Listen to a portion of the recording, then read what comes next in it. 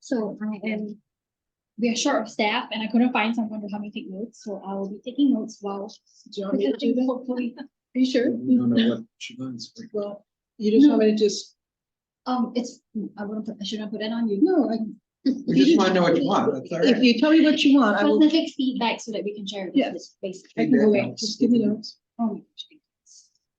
I'll give you this really quick thing. Figure right Give me away. a lot. Thank you. So you specifically want feedback from, So like specific to, Participants. yes, anything that you guys feel like, can we do this, can we do that? And if I don't have the answer to, and I need to get back, especially with colleagues or the city. Thank you. So we're gonna get started. And we have some folks on Zoom. Welcome, everyone. Thank you for joining us today for the West District meeting. Woohoo. Explore Buffalo has been really kind to host us at this space, and we're really grateful. So Megan has been using her off office hours to help. So thank you for moving here. Right. Just a quick show of hands. Have any of you not been to an OCA meeting? I can't remember. It's been a while. Okay, so basically, quick overview. By the way, this is the agenda, which is the same as the one in front of you. And quick overview of the Conservancy's mission and vision. We recently as in the past year, revised it to be more overarching for the city of Buffalo and city parks in general. Our focus, of course, is still the Olmsted landscapes and making sure that the Olmsted Park and Parkway system is well maintained and to welcome and benefit all. And we do that through collaboration, advocacy, as well as enhancing the park system through maintenance, capital projects, etc. And then we establish a vision, which we did not really have before, to basically create an exceptional park network for all of Buffalo. So we're still internally as staff, we are trying to figure out what this means for the Conservancy. We're kind of looking ahead like 10, 20 years down the road. How can the Conservancy position ourselves as the park maintenance expert and the stewards of the parks and green spaces in the city? And how can we best help lift up all city parks throughout the city? So more to come on that. If anyone is interested to talk about this, I'm all yours. Any questions? So quick overview on your operations crew. So District 1, which is West District and Riverside, is led by Anthony White, District Supervisor, Devotee, and Hal. They are all long-time employees of the Conservancy and really take a lot of pride in their work. Amazing, super amazing, and very honored to work with them. So hopefully if you do see them out in the field, say hi to them and tell them they're doing a good job. And I think it goes a long way to have them. A few quick good news first. So the Prospect Park Pathway and Benches project, which if you were here in the spring for the OCA meeting, it was a project that was probably in progress or about to start. So it's finally completed. There's several new benches across both sides of Prospect Park, and the pathways have also been widened and are paved. So it's a wonderful project supported by NIFA as well as the Wilson Foundation, and have been looked at with the historic alignment of the original park back in the day. So quick fun fact, Prospect Park is not an Olmsted design park. Reginald Olmsted incorporated that into his park system when he was looking at the parks, but it's one of the oldest park spaces, or same as Days Park. So the West District is special in that it has two green spaces that predated Olmsted's time. Very cool. perimeter security update. This is for Front Park and it's in progress for construction. So over there are some close-ups if you want to take a look, but I'll just go through briefly on specific details in case anyone wants a refresher. This was also shared in spring. The city got some feedback from community members on what you would like to see improved or changed. So hopefully feel free to share anything, even though it's in progress. Any feedback is still welcome and we will pass it along to the city engineer who's leading the. So I kind of segmented it into 3 parts, hopefully it's easier. So we're going to imagine taking a walk down Busty first, going into the park at Porter, and then going to the Perrymont. Make sense? So going down Busty, you would see new trees, 36 trees in 2 staggered rows. Those are the little circle thing. And they are along that same stretch, are also the boulders, which is basically a rock. They are already there, so you might see it if you pass by. And then at every entry pathway, where basically it's a paved pathway, there will be bollards, 2 bollards. So the 2 bollards are removable if needed. It has to be planned ahead of time. And removable because sometimes when you have a special event, you need to bring a truck or something into the park. And the thought is it can be removed so that you can still do that. But at the same time, it will prevent, hopefully, people from driving into the park, which was the main issue that actually issues across the entire park system that resulted in us having to take this security measure. So this security measure is a city-led project and it is being implemented across several city parks in the city. In the Olmsted system, there is Front Park, Riverside, and MLK. All 3 of which have a lot of Front and Riverside have a lot of athletic fields.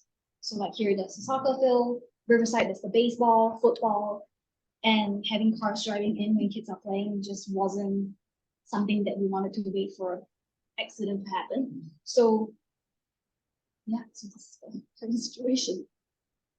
And then the next part, so going down Basti, turning right on Porter, entering there, you would see boulders again lining the entire park, bollards at the paved pathways again, and then at the entryway, which is the Porter entrance, there will be a solar-powered gate. That hasn't been installed yet. We are also trying to figure out what that means, like who's controlling it, what if we need to open it at a time when it's closed. So there's not really much information on that we have right now. So hopefully we can talk to the contractor and see how much control we have. What's the time? The time so far is for it to close at 10 when the park closes. Oh, okay. Oh, installation. We are hoping, I have no idea. Yeah, so. Sorry, But it would automatically open at like dawn yeah, and dusk so or it will be something like that? scheduled. Yes. Okay. I believe this project is to be completed end of this year, but I can verify. And then, so the bollards again at all the pathways. And then by the playground, which is over here, will be a fence of 6 feet, no, 4 feet high fence by the playground. Any questions so far? So is that fence, it says metal chain link fence or the alternate? Do you know which it is? I don't know. I was curious when I saw that too. So, any questions? Well, I think This that- is like something classier. Yeah, but I like the ornamental. Okay, so I can say that I think it's pretty predictable that anyone who goes to park will want an ornamental fence, right? You want something to look nice and presentable. So we can definitely put it out there. I think the constraint would probably be with funding or maybe timeline, supply chain. So I'll check in as well. Yes. Yeah. So I believe if I'm not wrong, the shrubs there are to be reduced because the like tall shrubs and stuff has encouraged like people hiding in it or living in it or just like doing things that they shouldn't be doing in a park. So we would be cut down, but at the same time, because of the playground, to make sure that kids don't run up into the street or cars going in. So it's a precautionary measure. Excuse me. Yes. I want to go back to the fence for a second. Excuse me, the gate for a second. all well and good, but let's say it goes up and down automatically. Mhm. Does it allow a person to exit? Like, will there be a sensor to let a person exit? Like a call. I mean, Yeah. what if you get in and then you Can't get out. That's what I'm saying. So if you get in and you don't leave by 10, Right. I don't know. That would be bad. So, Well, Yeah. and I will say that I don't predict that that whole little gate thing is gonna last very long. sure. That's I just, Yeah, it's just, silly me, but I don't think so. Okay. So I guess the things to clarify on would be what is the logistics related to managing the gate? Like who controls it? If there is an emergency, can an emergency vehicle get to the park in the middle of the night? That kind of thing. So we will definitely look into that. So, Valerie asked, is there an anticipated install date for the fence around the playground? I'm not too sure on the date, but I can check in as part of the project timeline. If I'm not wrong, this project is supposed to be completed by end of this year. So I can keep you posted, Valerie. And Valerie's with council members Rivera.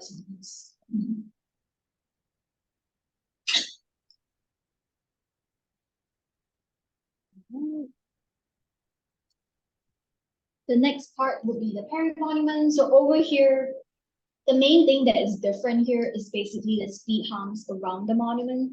So the issue that we saw was people doing like, I don't know what they were doing around the monument because it's such a large open space for cars.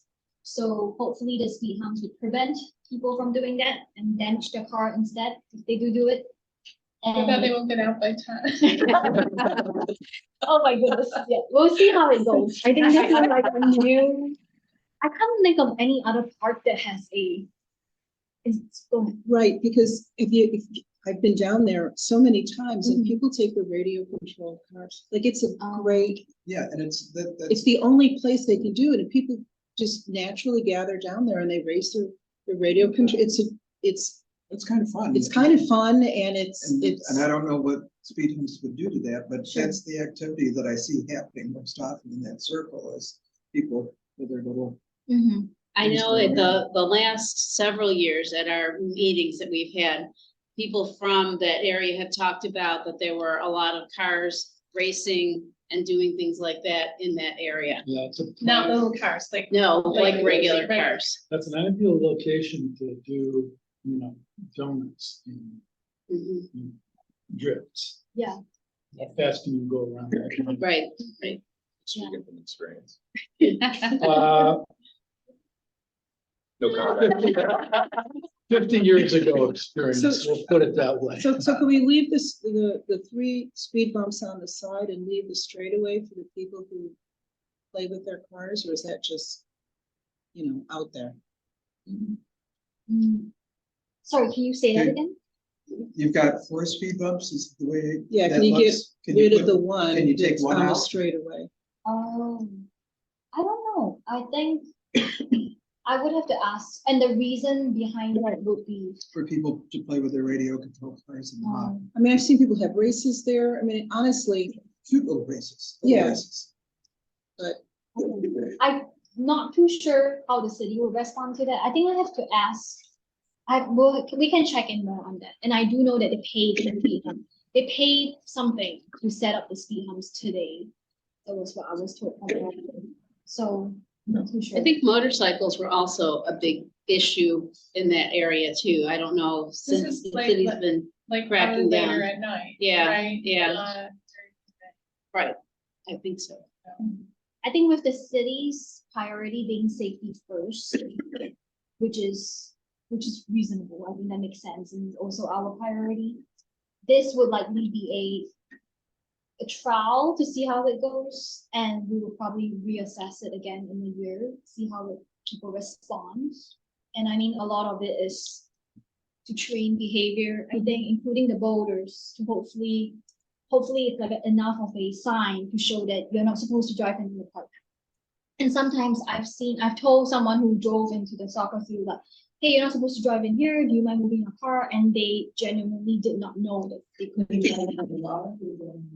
right, they drove onto the soccer field, like right beside, like maybe like 20 feet away from the goalpost and just watching their friends play soccer. Which is such an innocent thing, and I get it, and they just didn't realize that they couldn't do that. And so and it could be like a signage, or maybe like we assume that we know that, but if you're a new immigrant, maybe you don't realize that, oh, this is not a thing. Like, so it's just, I think it's something that we're trying to learn about what the community's needs are, and we can go from there. By comparison with MLK Park, there seems to be a long tradition there, where it's okay to drive. There's plenty of parking. It's, roadway. Has that parking graphs or other parts of the park been having wherever they're not there? It definitely has been less, Yeah, but it Still- still happens. still have. Yeah, because like if you really want to drive on the grass, somehow you find a loophole, and there is one area where people can still go in. So it's unfortunate. And if you have a huge like truck, I don't know, I don't think the boulder stops you. That's just, I'm not sure. So it's one of those things where we are assessing too, and asking operations to always keep a track of, if you see like tire marks, take photos, make sure to keep track of everything like that, so that we can gauge and compare and contrast, like, okay, before the boulders, how many times did we face this incidents? After the boulders, how many times? Has it been recorded that there's a need for such a large paved area at this park? So this is actually, I It's think, part original of the- design. It's historical. the historic- It's historical, yes, that's my question. and there It's used to be a huge. carriage or something, or there's a building, Mhm. carriage parking, and Yeah. it's part of the original Olmsted. So there Because it used was to be a probably huge- cobblestone, so that would Yeah. blow everybody down. That would do it. So the layout is historically aligned. The material of the pavement, maybe not, but they used, like Mary was saying, there used to be a huge building made Right. of wood, super intricate there, and there was bandstand. So it was meant for like people to go and watch a concert while seeing the lake. Was the building on what's now the field? It was over here.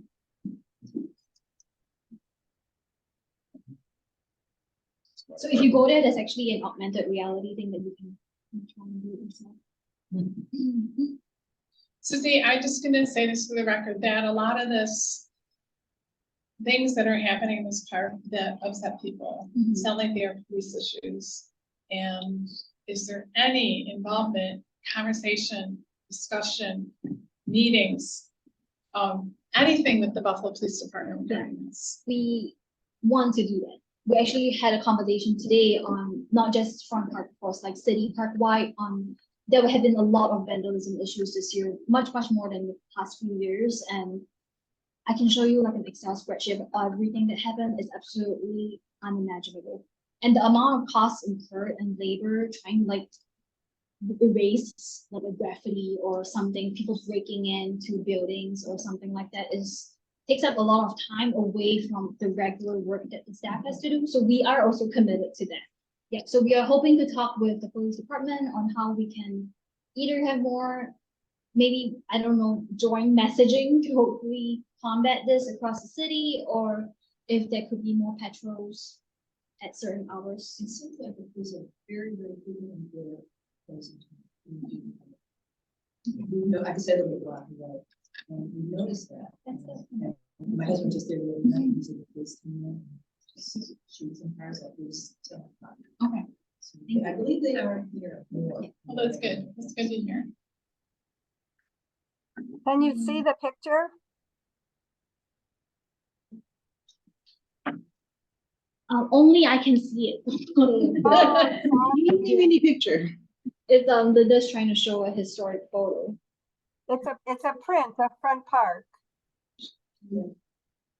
From 1898. Oh, that's wonderful. Thank you, You Linda. can see the pavilion and the circle and the lawn. Where's the one down? Thank you for sharing that.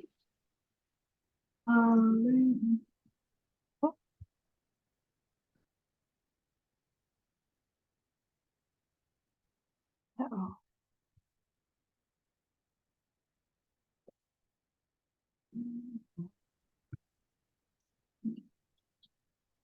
Any questions on this topic? All right, yes. Okay, so some things that I would clarify with the city on would be the gate, how it works overall, and timeline of the project when the different outstanding items will be installed. And the fence. And the kind of fence for the playground. Yeah. Perfect, thank you. Next item is the Prospect Park shelter. So this one, funding is not yet secured, but we have been trying to talk about it more to hopefully get it in people's minds, and also asking community what you think you would want to see in this public building. It has been closed for many years, but there's a lot of opportunity there. So our main goals are to provide community access to the basic park amenities, bathrooms, water fountains, etc. And at the same time, when we rehabilitate it, to make it something meaningful to the community. So for example, knowing that Custard Corner is right around the corner, do we really want another ice cream stand? Something like that. So like thinking about it from different places. And quick update, we did like a youth summer camp engagement of the shelter building in the summer, using this potential project as a case study, and we partnered with the Collaborative Center for Social Innovation on Engaging High School Students. So they went out and talked to neighbors, they held community events where they talked to the park users that came, and one of the comments that they shared with me was not a lot of people use Prospect Park based on the times that they were there. They were there mostly on like Wednesdays and Monday afternoons. So I wonder why. I mean, probably because there's no playground or no park amenity, but maybe with this building, there could be more opportunities. When this was much more of an Italian neighborhood, Mhm. it was always filled with old Italian folks playing cards. I mean, everyone walked down there, that's where they went to socialize if they were not going to socialize in a bar or a back room or something like that, wherever else. But it was always full of people playing cards and playing dominoes and whatever. But the demographic is gone. Interesting, yeah. And it was in this park here. So I actually have someone who's downstairs. And the door locks. Are you sure? So will there be kind of like a public design So we. charrette for this specifically or not? So we don't really know that part yet. It depends on the, oh, this one, I'm confused too. Sorry, I don't know, you're good.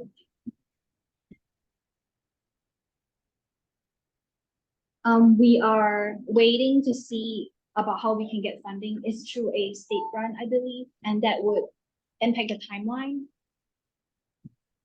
I'm in the community engagement department, the Conservancy, and I will definitely push for that. But it will highly depend on the timeline of the project, and also, so like, is it a public charade or is it more like a survey? Depending on what the timeline is after we get funding, it would determine that. But for now, I would love to get your feedback, as we are not working with a deadline right now, so we'll have you guys. So this is some flyers that they put together. And would anyone be interested in a sneak peek of what it looks like inside right now? Sure. Yeah. I've been reading a little bit, and it's cleaned up. So when you go in to the door in Niagara Street, there's a big space.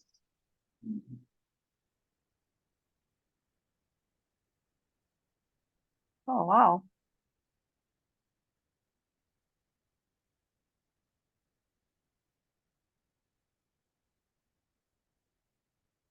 See, do you know when it was last used?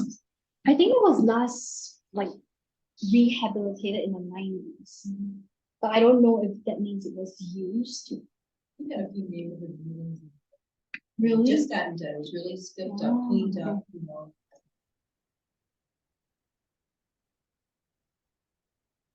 So Why was it built there? it was built, oh my gosh, I don't remember.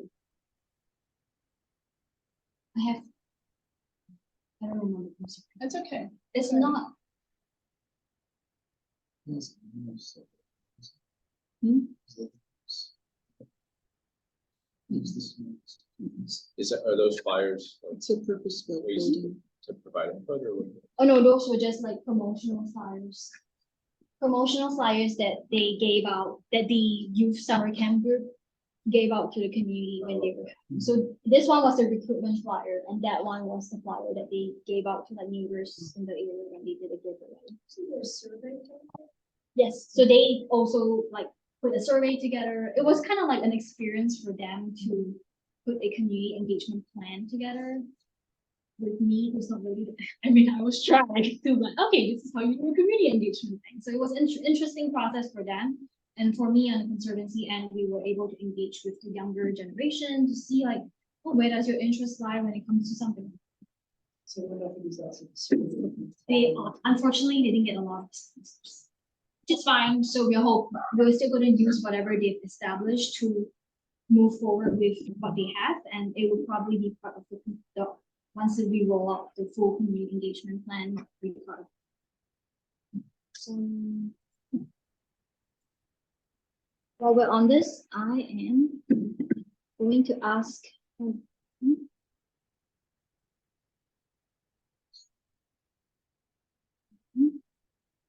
Non-negotiables and would love to have. Okay, so if you have all the money in the world and supposing we have sufficient funding for the prospect shelter, what are some non-negotiables?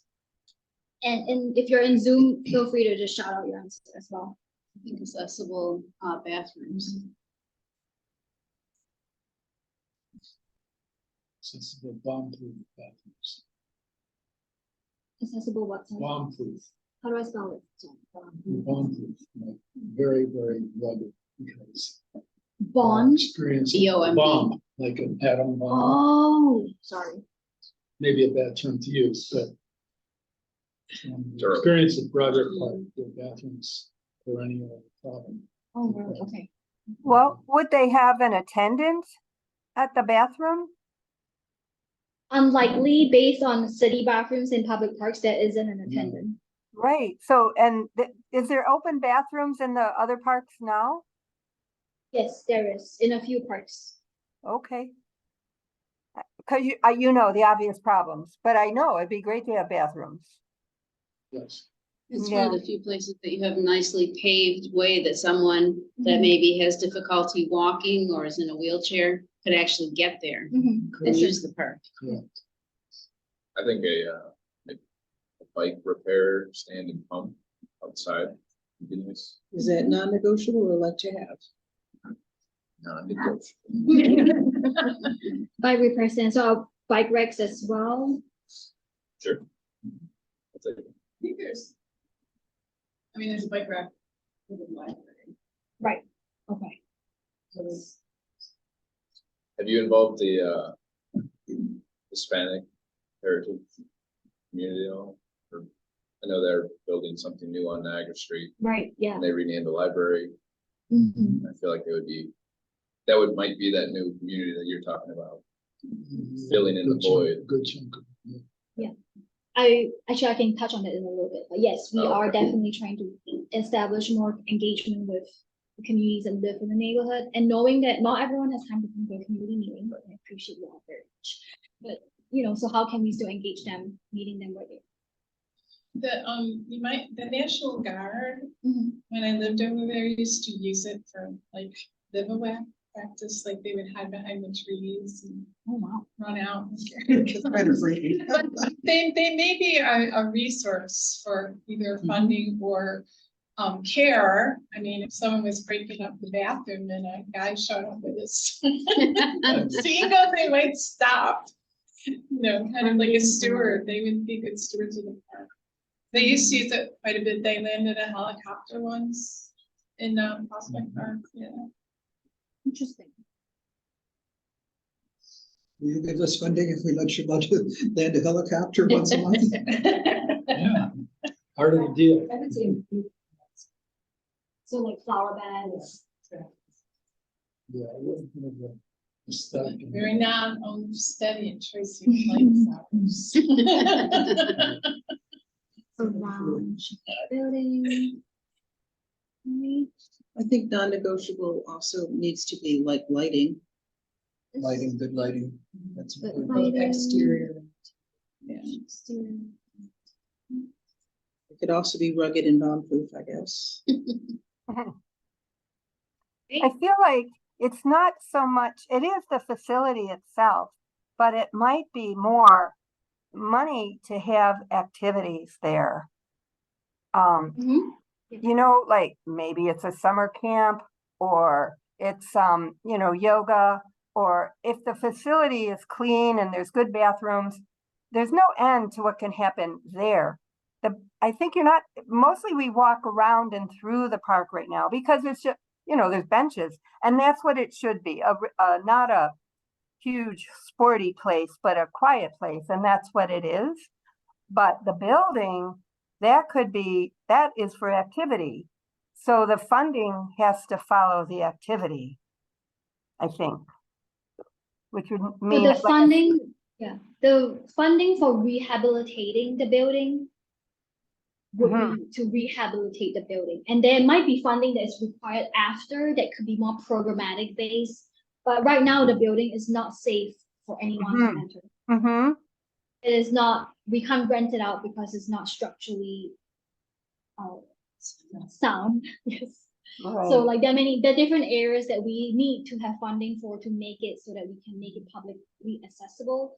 And there are areas that we can think about for example, do you want a concessionaire where BOPC will put on an RFP to have a concessionaire in there to do something seasonally? Or do you want to have a concessionaire that can host and people can rent it out for events or a movie night, which we did this past summer, or for people to have a birthday party? So there are different opportunities there. And one of the tasks that the students did was to kind of assess what opportunities there were in the neighborhood already. So rental spaces where you can do an activity like a family party in a park. That's pretty cool. Especially in the winter as well. Right. So like those are one of the things where like if that's possible, which honestly and myself and being in my role in the Conservancy, I'm not sure. But if this is something that the community thinks is meaningful, we can look into it and see how we can rehabilitate the building so that we can have such an opportunity. So make it rentable.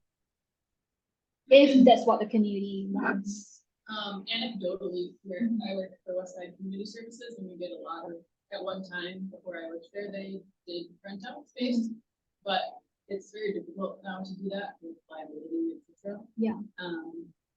So, and people will ask about, and we get phone calls about birthday parties and showers and stuff, and when I tell them we can't really accommodate that, they're always like, well, where else is there? And I'm like, on the west side, and I don't really know. Because a lot of the fire halls don't do it anymore either, so.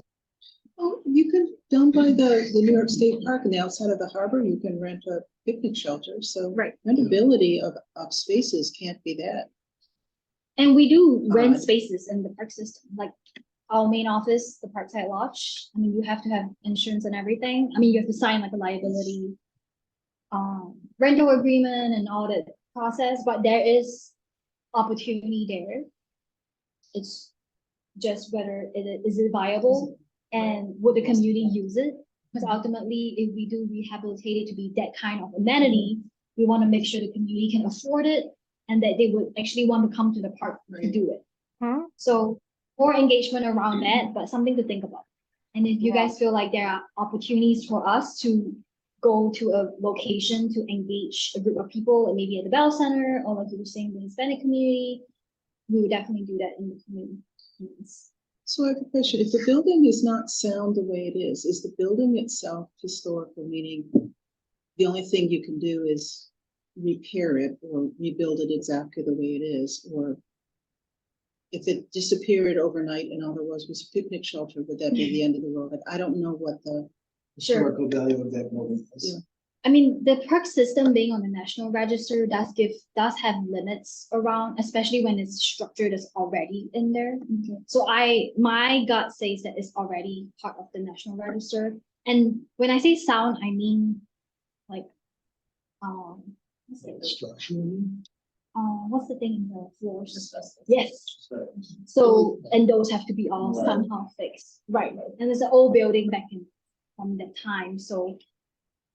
That building is not part of the original park. It's not. So I don't know, I guess, so to I don't actually. think. you I can- thought I maybe, can put that in the- Go ahead, sorry, Linda. no, I'm thinking maybe Councilman Perla got that building, but I, From the sixties, I don't think. Yeah, it's it's- not- I don't think It's it's- all buildings. But in order for it to be in the park, I think it has to be added to the National Register, isn't it? I don't I know, don't know. remember they knocked down As learning the, curve. in Front Park, they knocked down the building where the commissioner's brother used to live. Yeah, They did. they knocked down a historic building in Fun Park, so. Okay, It wasn't yeah. They knocked down a historic. non-historic The building. building Sure. I was talking about is not historic. okay. The ugly, Gotcha. Okay, yeah, definitely. I mean, I don't know, so good question. It's a good and question. Yeah, and we can definitely look into seeing, is the building have to stay, or what does it take to, for Yeah, that if it's got space? asbestos, it might be cheaper to build something new. Well, regardless of doing a bait, Yeah, So- no matter what, it's gonna be the same price whether we knock it unless down. there's an emergency demolition. Oh my gosh. Somebody who drives their car into that. That's going down already. That is, definitely. Any other thoughts on this slide here for now? I just want to answer that website about this. Is it correlation? Does that provide some income? I mean, because who's with the leverage there? I mean, it's, we could try to keep it affordable, so I wouldn't say the income is a huge revenue generating, but it's a great opportunity on my end from community engagement, to host meetings there, build relationships with folks who feel like, where can I host a board meeting? I'm like, come to the Parkside Lodge, and it's an affordable rental fee, or maybe you can co-host something and we can waive your fee. So there are different opportunities there. We also have staff meetings in that big room, so there's that. But it's definitely part of a revenue generating plan that we are trying to reassess our park system so that we can sustain the nonprofit budget.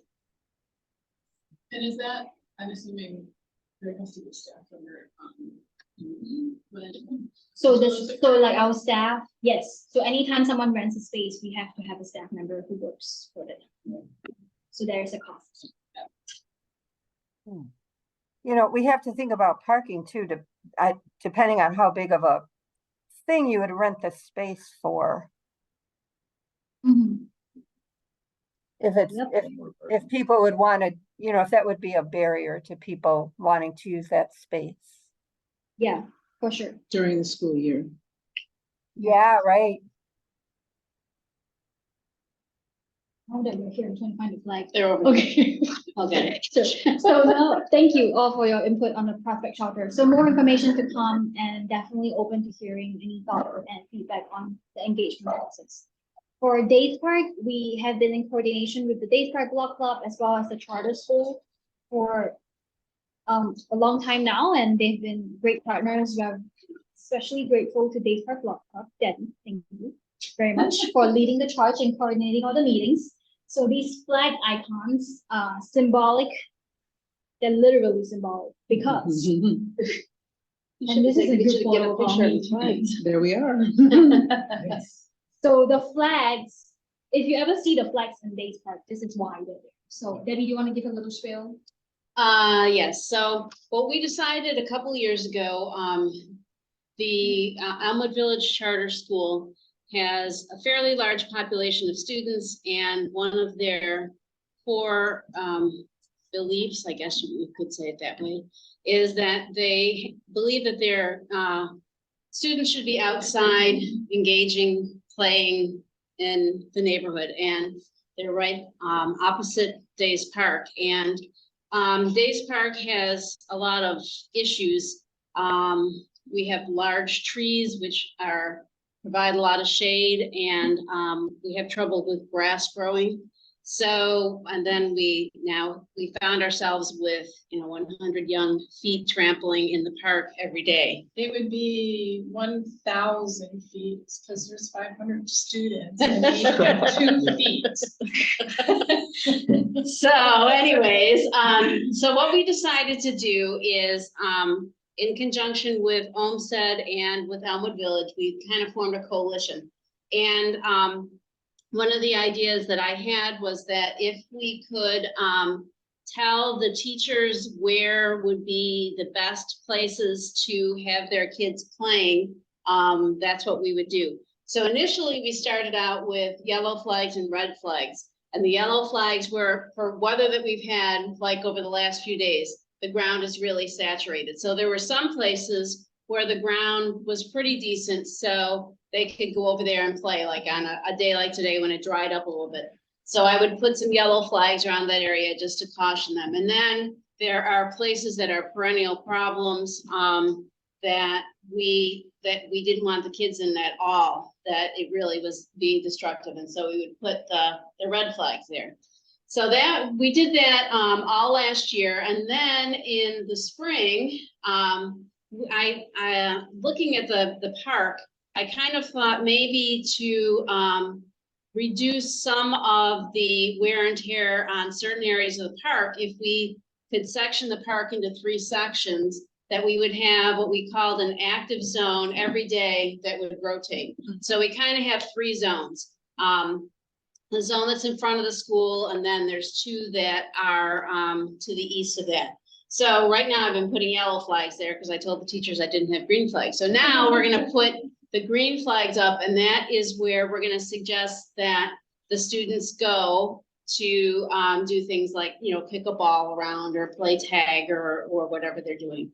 And so that will rotate. So the green was saying, as Z nicely put it, yes, you may play here. And so that's the story of the flags. That's Great. wonderful. That's great. That's wonderful. And I do put them out every day. Yes, so it's only. Take them down. Or is there somebody, Well, sometimes my husband helps, but he likes to take them down. don't take a vacation. I am taking a vacation. I'll be looking for people to volunteer. Can you tell yet if the rotation schedule is beneficial to the? I think it has been last spring. Seems like it would be. Yeah, it's very difficult to tell because part of the turf is in such bad shape that it really doesn't respond well to anything. But I think having them in the other parts of the park did make that less worse, if you wanna put it that way. So I'd like to speak to this. As I live directly across the street from Elmwood Village Charts. And I've seen them take a patch this much that was brown and muddy and turn it into something. The entire width and length of one section of the park we brown money. I am forever grateful to the Olmsted Conservancy and to Debbie Brine, and everyone involved for making this. First of all, it makes the school aware that this is a public park, that other people use the park, that they have an effect on their behavior, has an effect on what is a public shared space. Having said that, I want to say that Days Park was never built to be an athletic field or a soccer field like in Fun Park. It was a passive park. And that there needs to be recognition on the part of the city administration that all parks are not, and all parks are not to be used in the same way. Now everyone has played kickball in Days Park. Right, my kids did it. The kids that grew up, the grown-ups that grew up down the street did it when they were little, but it wasn't like 500 of them basically 8 hours a day. And this second thing I want to say is that Elmwood Village Charter School is a private 501c3, and they're able to give their children the benefit of this public park and not actually in any way support or fix the damage that they cause. That falls on the shoulders of the Buffalo parents. So your question is, can the Elmwood Charter School kick in something? I have no question. I only have no opinion. But I'd like to write that. So I have a question. it's I like only have an Jeopardy, opinion. saying, question. No. Well, we have, I think, over the past couple of years, we've really improved the Absolutely. communication. Absolutely. And a lot more of what my goal was as a retired teacher was to get past the administration, and if you're an administrator, close your ears. To get past the administration and actually let the teachers know what was going on, because sometimes I think that they really weren't made aware of a lot of the situations, and I think that's happening. We have one of the members of our little commission, actually this year, she's now the school librarian. So so if I sent her an email, she now has the time to get it right out to the teachers, and it's made a lot of difference. Yeah, So we're keeping our fingers crossed. heroic efforts, really, really, great. Thank So you. I'll ask, can the Elma Charter School help support the grass of the park in some way? She wrote down and said. So, no, that's Well, really do you- interest, I never really. Is there an issue with drainage? Yes, there's an issue with drainage. There's an issue with the fact that there's not really any topsoil there. There's an issue that we don't get a lot of sunlight, There's an issue that we spent $10,000 restoring the turf, and and a year later, it's just Yeah. starting again. And we don't have any like watering system either. Right. So, in the past couple of Either weeks too when wet it or too was, dry. when it was hot. And, it turns in literally to a dust bowl, like Yeah. there's clouds of dust. So.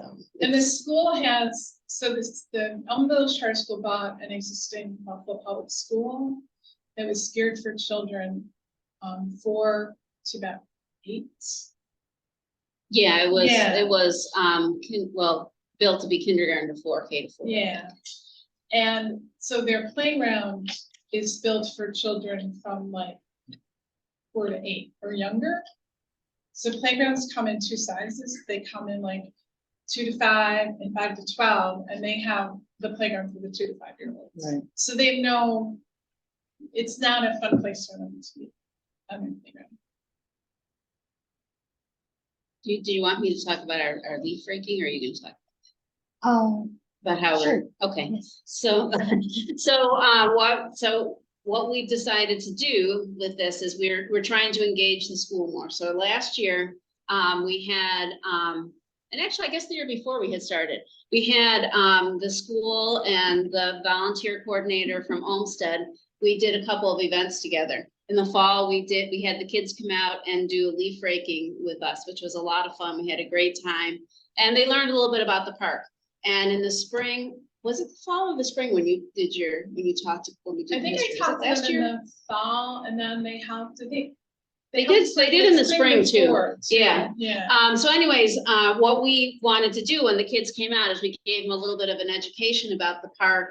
Mary talked a little bit about Olmsted and it being Olmsted's birthday and that sort of thing. Yeah. And so we talked about the history of the park, and the kids were really interested in it. And I did a little spiel. They asked me to do something for their teachers for a faculty meeting. So I put together a little spiel, and they were really interested, and they sent that out to the rest of the faculty after we did that. We talked a little bit about the history. So we're working small baby steps, and hopefully the park will survive. Yes, and is that like the challenges that Debbie mentioned are something that we internally are trying to see how we can be the most sustainable, and also thinking about finances from a practical way so that we don't spend a lot of money and have it destroyed Disappear. again or disappear. So how can we make it more sustainable? So we are exploring options on that end, and really appreciate the patience and everything. I only was so patient for so long, and then we don't have time patient anymore.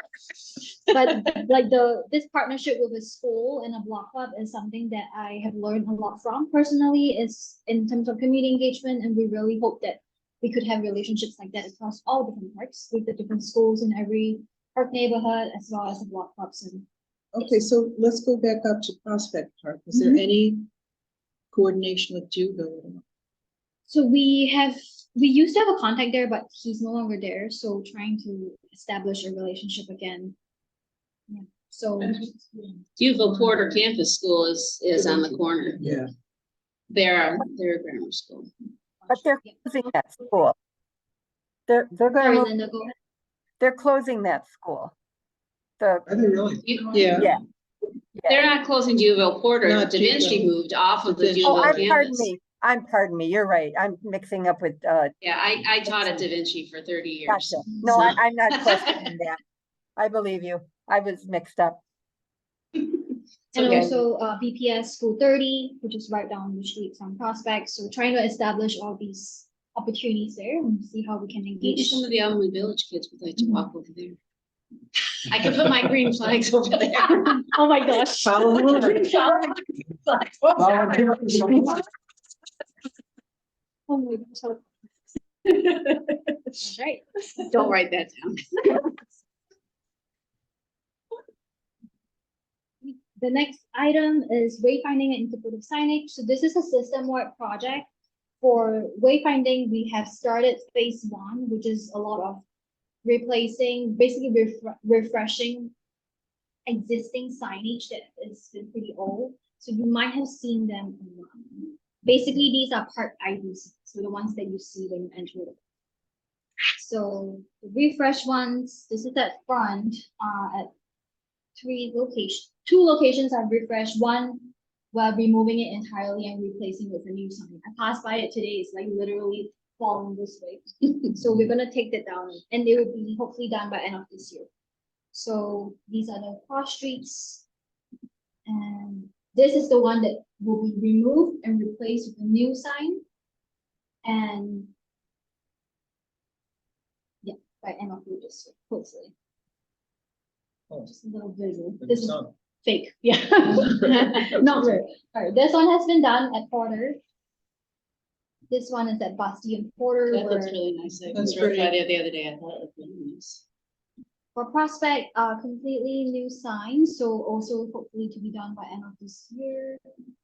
So we have basically at the 2 ends on Niagara Street at Porter and the Armory side and then the library. So the side with the Armory and then the side with the library. So restoring this sign that used to be there, but I think it was damaged, so again, this is Photoshop. It's just how it is. For the next phase, it includes more park ID and directional signage across the different parks, and also interpretive signage. Interpretive signage are basically signage that like shares a story or shares a narrative or piece of history about the park or the location. So we wanted to get your input as to what kind of thinking about it as if you have someone from out of town or from a different neighborhood that comes to your park, what would you like them to take away?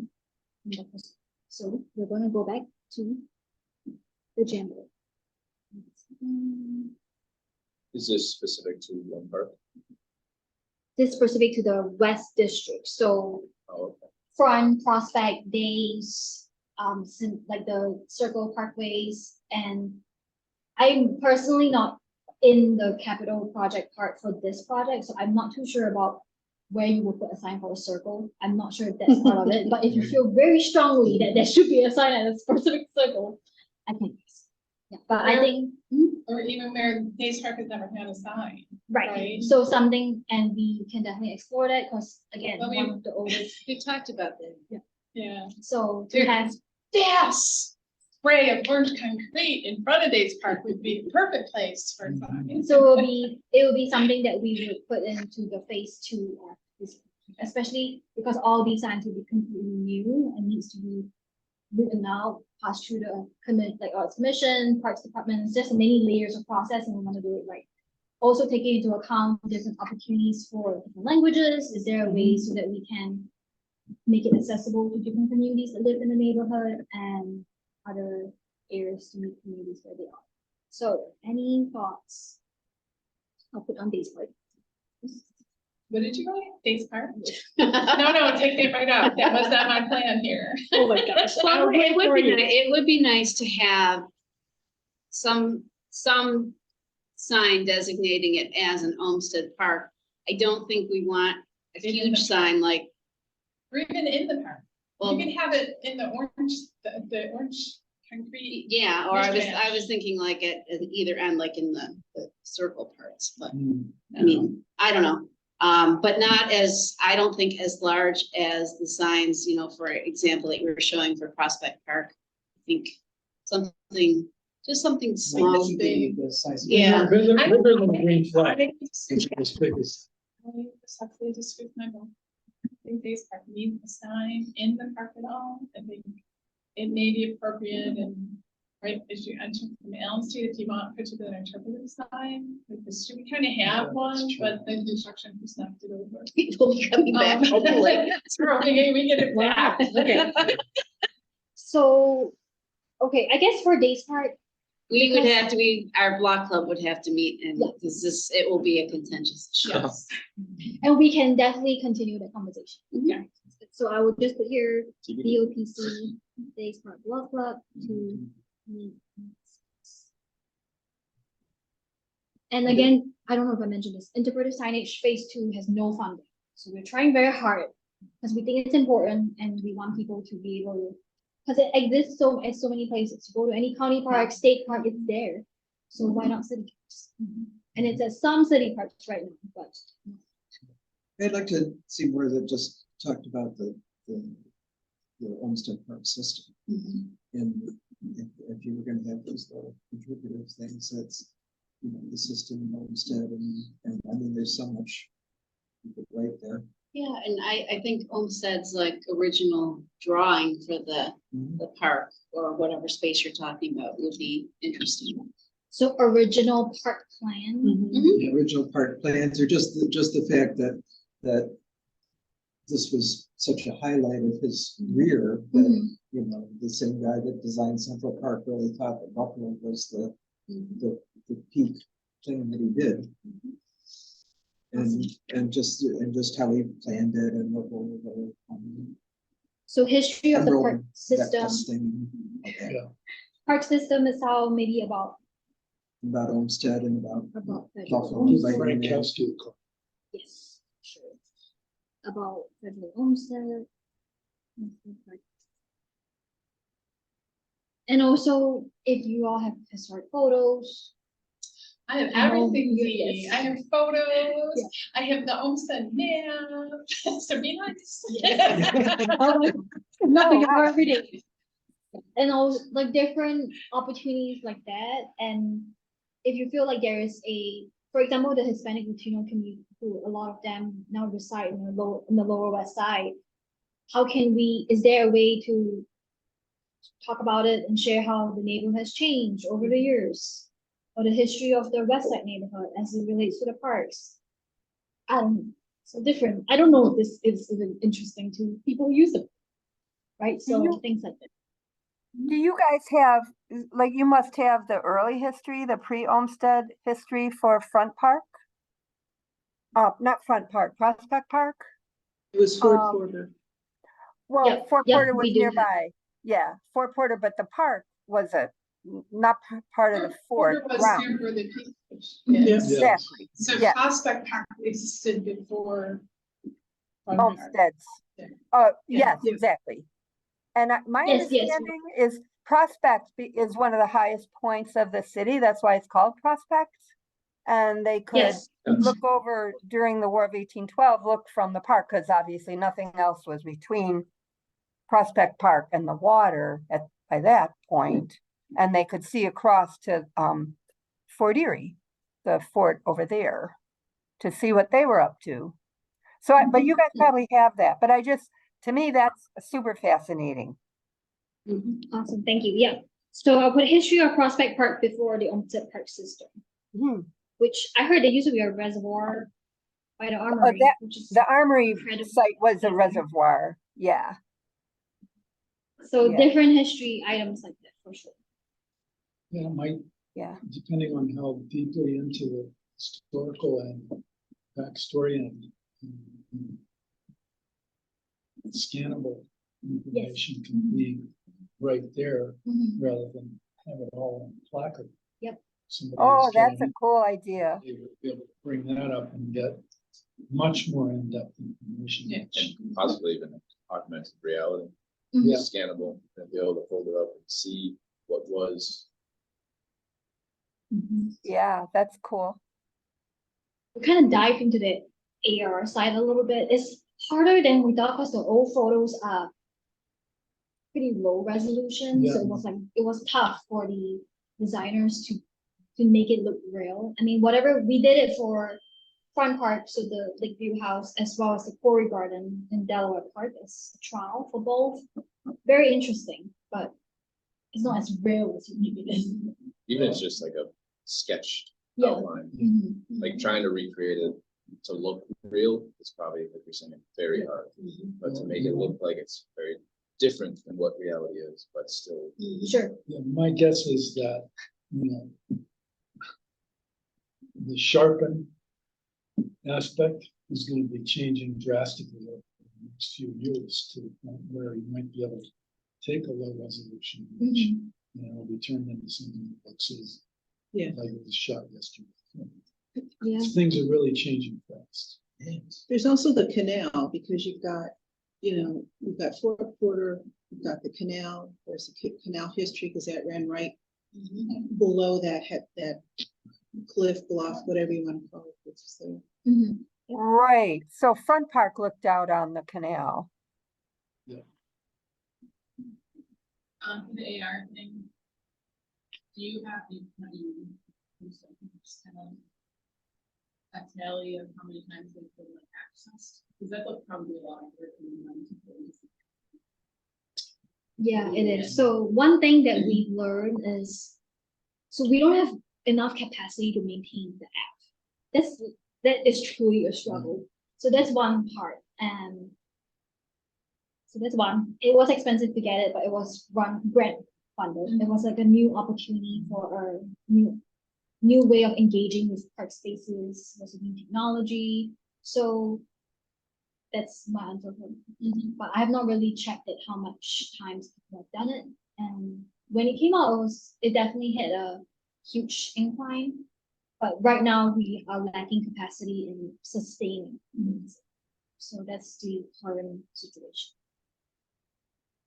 I think also, I mean, park-wide, citywide, having some sort of consistent image on each wayfinder or the main wayfinder that shows the whole system, and then indicating where you are within that system. Kind of, I hate to relate it to it, but when you're at a mall and the mall has the map of the entire mall, it says you're. Yeah, that's good. Or you're on all trails and it has to tell you where you are. Okay, so it's kind of like an overall park system map that is consistent in Indicates Yeah, your current all location. signs and indicates you are here. Then I if see what someone you mean. comes in and wants to do a grant tour, they can kind of get a sense of how they are traveling Very throughout. true. Gotcha. It's good. I see what you mean. Okay. You can rest assured, because our consultant in this project, she used to work for the National Park Service. So my experience goes way above what, like, they have like the best kinds of signs. Like you can get lost in the national park. So she's definitely brings a different lens and different experience. So hopefully we are looking forward to what this brings and more information. But in the meantime, if you have any other thoughts on this, feel free to email me. I will send this out as well, this link, so you can post it a little to it. Any other thoughts for now?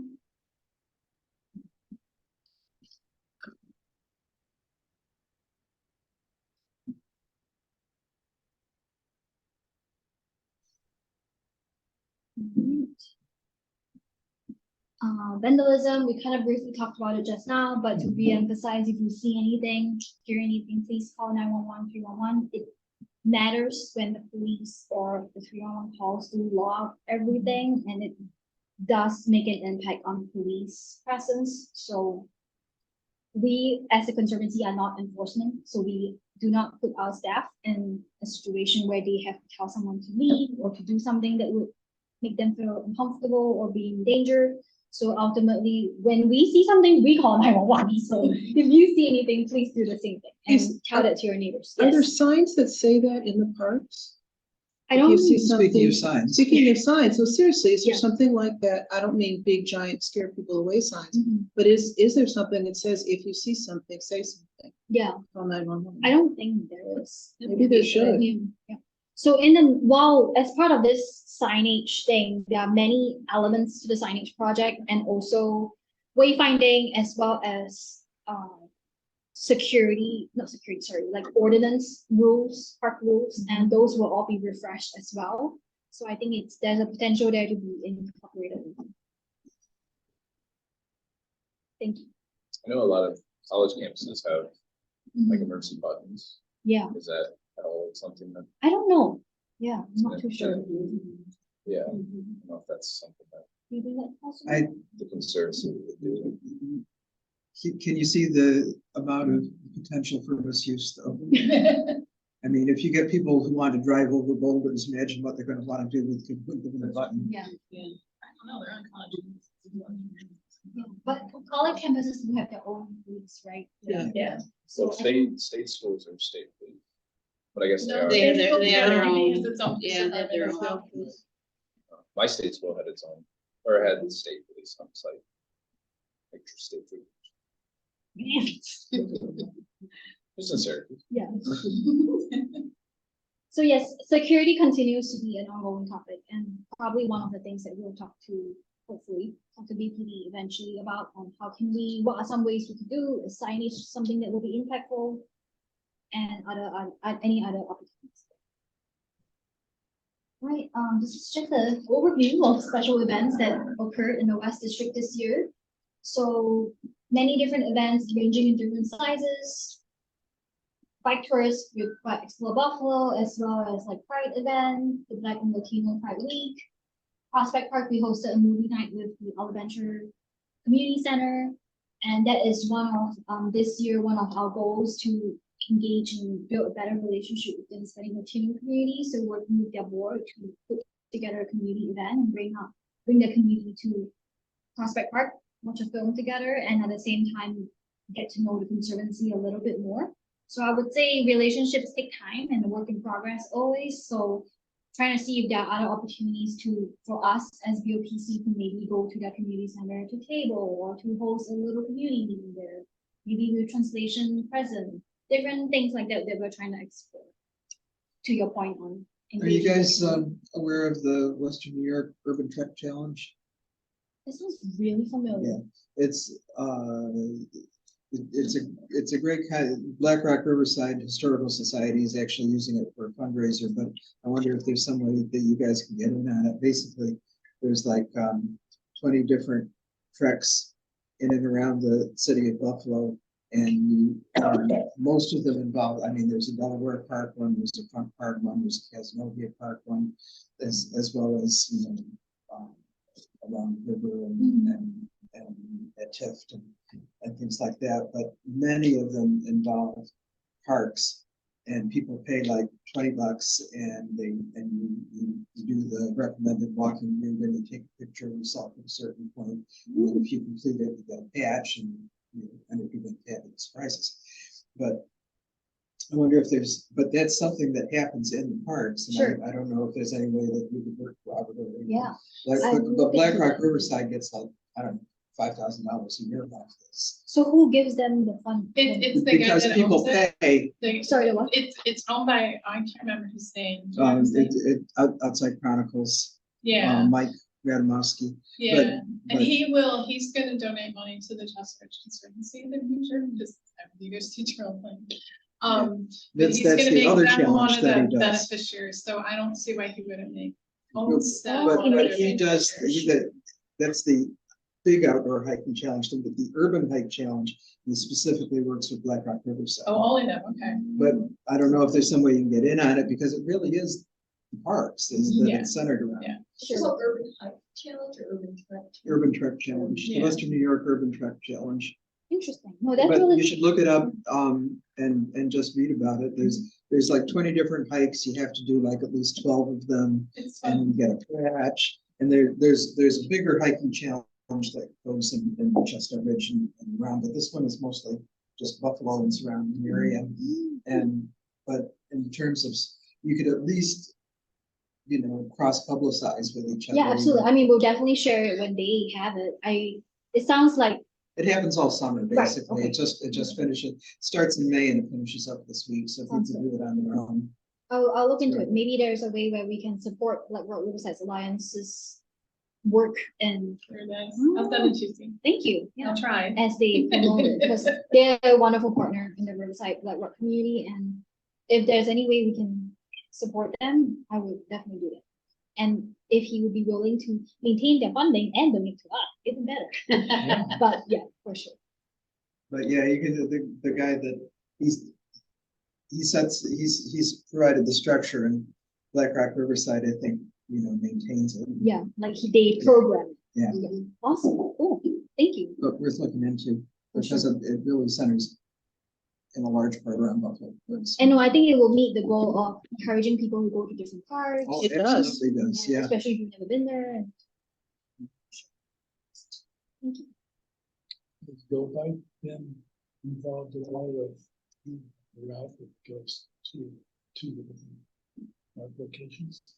At the tour. You mean like slow roll? Slow roll. Sometimes they do, and they do reach out to us to let us know, but we don't really, sometimes if it's relevant, we might join them in like saying something at a stop. But it's mostly through a city process because the roads and the parks are all on the city.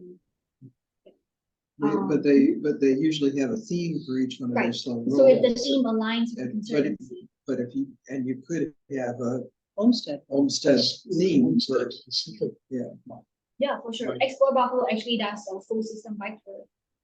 And what's his name? Ken Rogers. He's the tour guide. He has done the full system bike tour on his own for several years with a bunch of friends and people who just want to join him. And we reached out and like, would you be willing to do it with Explore in partnership with us? And he's all for it. So there's definitely room there to, I don't know, somehow collaborate in some way. Very interesting. These are just some programming partners that we had this year, and of course, there's so many others. But some new ones are KSB, the Koran Society, Niagara Frontier, and Grassroots Gardens, Invasive Species Management with Prism. So talking about invasive species, this is Christy Munson. She really wanted to be here today, but she's been having so many evening things. I'm like, just go rest.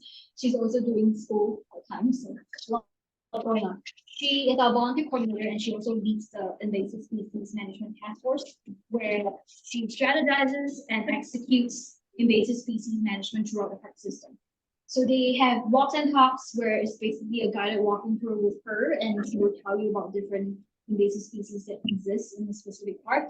A lot of times it's in the parks where there's a lot of invasive species, so that you can learn a lot at one go. Usually it's a cast by the creek, and sometimes by Point Lake, so usually like water, close to a water source. And she also has volunteer events where it helps with invasive species removal, and a lot of times it gives you some tools and ideas on how you can manage invasive species in your own backyards, because it's bound to be something in all your yards. Here's more information if you want to sign up to volunteer. It's at our website, /volunteer. That's it. Okay. Any questions? Thank you. Thank you. Thank you. Appreciate it. Very, we can come for a block of meeting. I understand. But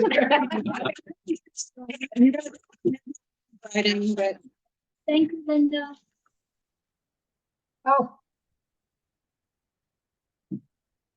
Any other questions or concerns?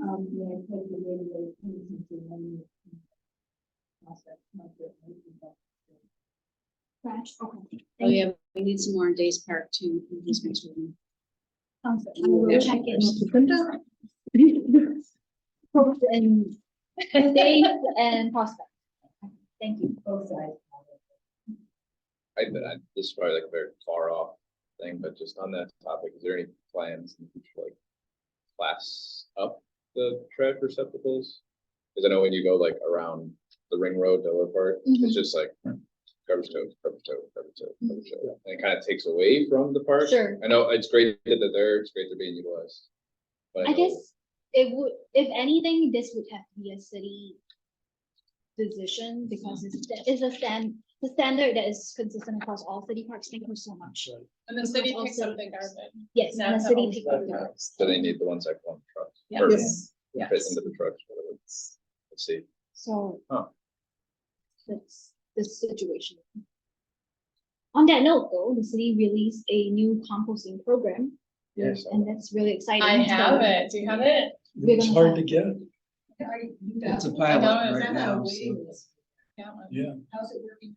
You got it already? Yeah, Wow. as soon as it came through, before I passed it off to anyone else in my neighborhood. Oh my